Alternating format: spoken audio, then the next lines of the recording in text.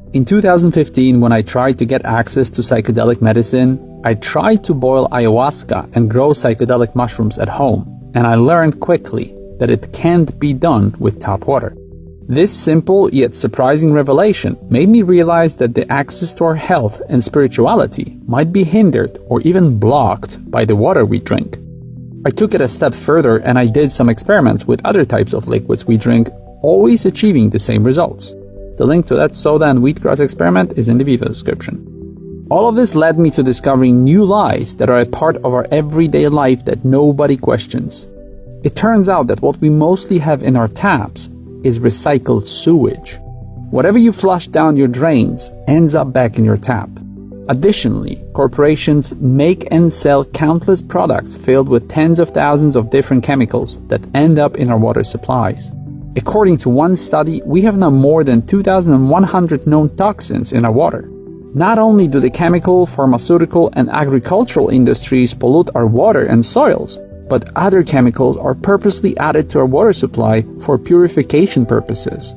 And this is another lie about our tap water.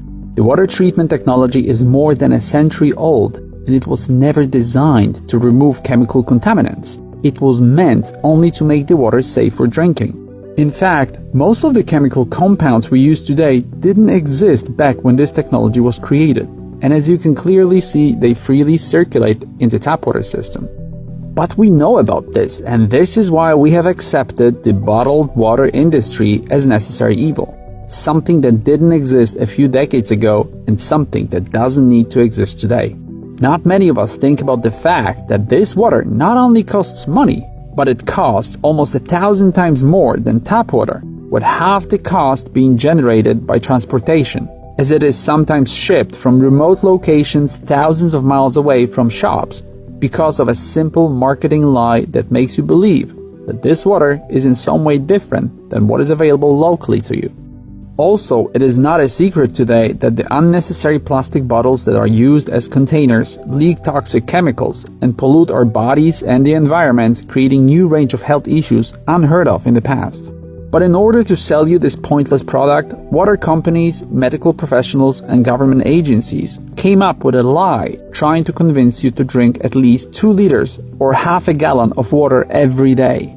They created the dehydration lie, where apparently your body doesn't have the ability to signal thirst.